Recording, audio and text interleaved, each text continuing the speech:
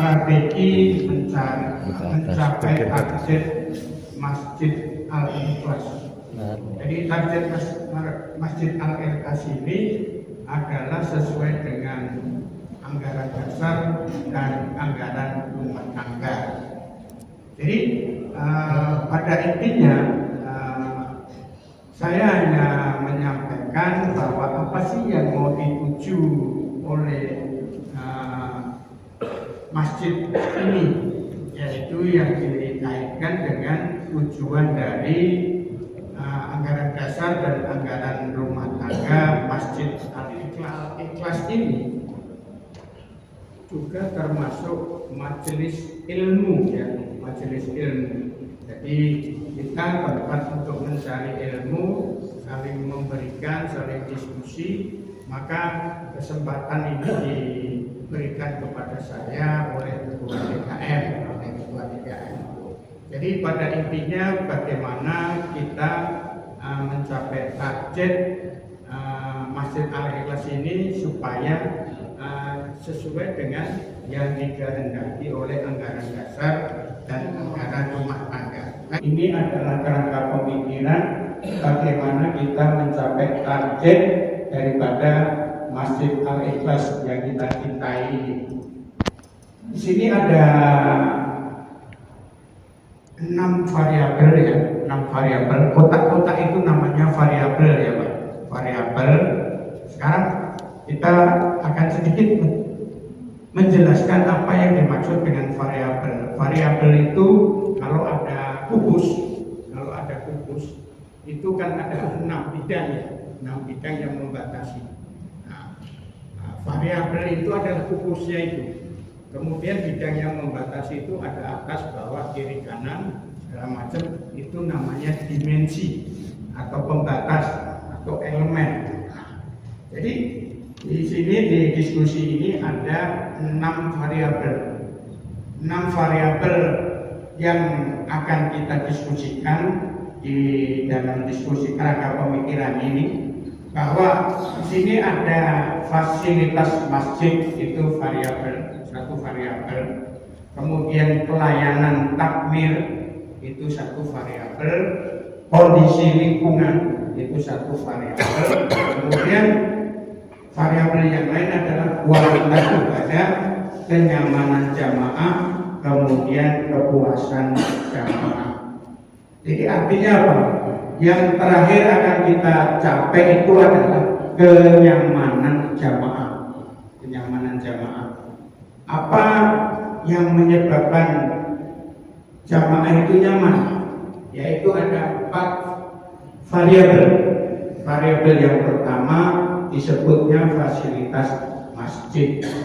Kemudian pelayanan takmir, kondisi lingkungan, dan kualitas ibadah. Secara menyeluruh untuk mencapai bahwa Masjid Al-Ikhlas ini menjadi masjid yang nyaman bagi jamaah. Kemudian mungkin 1 atau 2 kali pertemuan, 1 atau 2 kali pertemuan itu bisa diukur melalui yang pertama, toilet. Toilet masjid itu menjadi salah satu faktor untuk menentukan suatu fasilitas masjid baik atau buruk itu dari sisi toilet.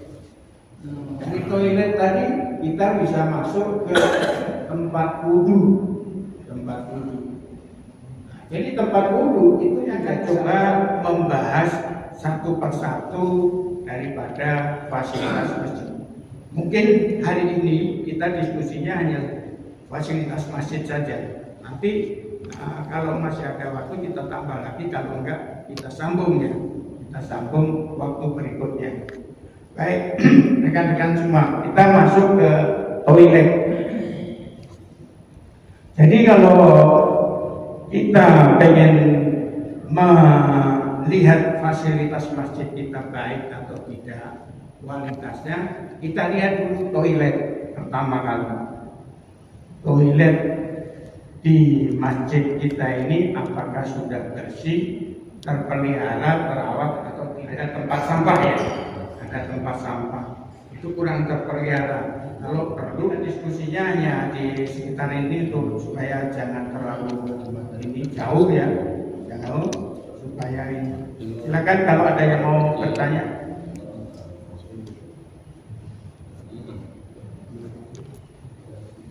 Masalah fasilitas, ini rencananya gitu.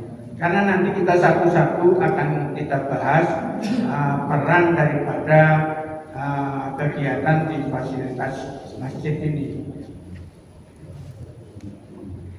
Silakan kalau ada yang mau bertanya. Minta arahan atau petunjuk tentang keamanan, yaitu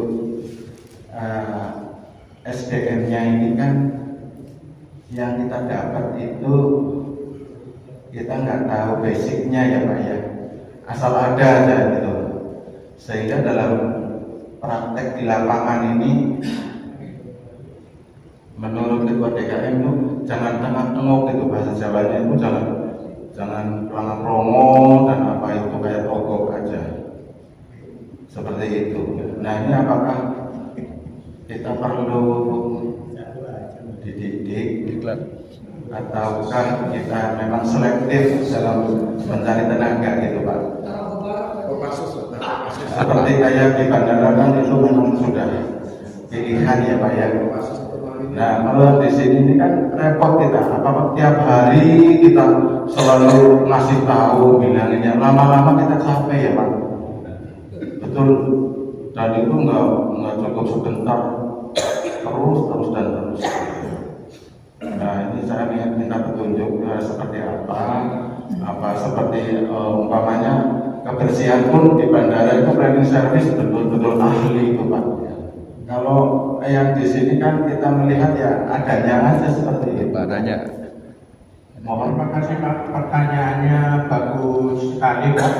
Jadi di sini kalau kita melihat di kerangka pemikiran, di situ ada namanya pelayanan takmir Pak. Nah, yang Bapak tanyakan itu ada di pelayanan takmir itu, jadi nanti kita diskusikan untuk berikutnya. Tapi saya akan menjawab Pak, bahwa di dalam pelayanan takmir tadi itu ada faktor-faktor yang menentukan seperti fasilitas ini. Nah ini saya singgung sedikit ini Pak. Di pelayanan takmir tadi yang perlu dikerjakan adalah perlu ada bagaimana kita melayani pada jamaah, dan kita memang kita sebetulnya yang menentukan kita Pak, maju mundurnya kualitas takmir masjid itu menentukan daripada kualitas pelayanan Pak. Kualitas pelayanan ini akan menentukan supaya jamaah kita itu nyaman gitu loh Pak. Termasuk jadi artinya DKM mempunyai satu program pelatihan itu apa? Untuk seluruh DKM yang ada, anggota DKM itu perlu ada pelatihan pelayanan. Jadi perlu ada satu kegiatan pelatihan yang sifatnya untuk melayani. Ini untuk menambah skill Pak, keahlian daripada yang kita memalui Pak. Artinya kita dapat orang itu dari mana? Makanya kan saya balik bertanya ke Pak Edi, Pak Edi dapat orangnya itu dari mana Pak?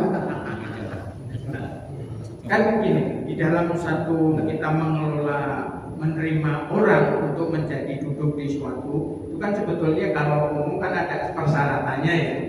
Untuk menjadi offset itu perlu persyaratan ABC ya kan Pak.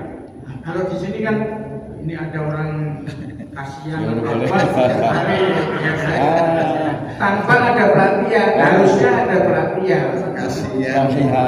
Kasihan. Oh, faktor kasihan. Tapi masalahnya kalau yang dikasihani itu mempunyai keahlian di bidang yang mau ditunjuk di situ, alhamdulillah nggak perlu training. Tapi begitu dia belum ngerti masalah security, keamanan, dia perlu di training. Maka program training itu nanti perlu ada pelayanan, ya, sistem pelayanan terhadap jamaah atau apa itu perlu dilakukan training tadi. Itu Pak. Terima kasih Pak. Assalamualaikum warahmatullahi wabarakatuh. Waalaikumsalam warahmatullahi wabarakatuh. Di sini kita bicara masalah fasilitas masjid Pak, semua lengkap. Kita langsung aja ke poinnya. Feedback terhadap jamaah itu sendiri ke masjid. Apa Pak? Maksudnya apa timbul jamaahnya akan lebih banyak? Apa pengajian akan lebih? Ya artinya lebih dari kita kembali ke kenyamanan fasilitas itu Pak. Feedbacknya terhadap jamaah ke masjid bagaimana Pak? Mohon penjelasannya. Jadi Assalamualaikum. Bapak bisa melihat kerangka pemikiran ini Pak. Jadi kalau fasilitasnya bagus, keamanannya bagus, itu insya Allah jamaah itu akan nyaman. Kalau jamaah nyaman, alhamdulillah efeknya jamaah itu akan puas. Nanti orang itu akan datang ke masjid kita. Minimal dia akan memilih Masjid Al-Ikhlas itu menjadi tempat ibadah. Dan yang penting lagi, kalau masjid mengadakan suatu lelang pekerjaan, itu gampang sekali terkumpul dananya. Itu maksudnya dari kenapa kenyamanan jamaah itu perlu dipegang. Ini nanti kalau sudah penjelasan saya semuanya lengkap, itu akan berefek pada yang itu tadi Pak, jamaah akan meningkat. Karena kita sendiri kan pertanyaannya ini, bagaimana kita tahu jamaah kita itu meningkat atau tidak? Pertanyaan yang balik ke Bapak, apakah kita pernah melakukan pengukuran jamaah? Nah, kita seharusnya di dalam masjid yang maju, yang baik, itu harus ada satu evaluasi. Jadi apakah kita pernah melakukan satu survei pada jamaah kita? Sekarang ini secara gambaran umum kita udah tahu bahwa jamaah masjid kita dari hari ke hari, dari waktu ke waktu minimal 3 saf, ya kan? 3 saf, atau nanti kalau tanggal muda agak legaan, tapi kalau tanggal tua ngumpul banyak. Orang nggak lari kemana-mana, larinya ke masjid, ya kan? Jadi kita coba membangkitkan Masjid Al-Ikhlas itu menjadi masjid tempat berkumpul ibadah dan tempat belajar. Tempat berkumpul sebagai tempat ibadah dan tempat belajar. Nah, sekarang kita ke sini sifatnya masih kumpul untuk ibadah. Berkumpul untuk ibadah. Nah, gimana caranya bahwa di masjid ini bisa untuk kumpul ibadah, kemudian juga jadi majelis ilmu, sehingga kalau kita bisa melihat di sini nanti akan kumpul banyak orang Pak di masjid ini. Kalau sudah banyak orang itu namanya pasar. Kalau sudah pasar itu terjadi transaksi Pak, bukan di dalam masjid ini Pak, di luar sana itu bisa untuk menjadi market Pak. Itu Pak.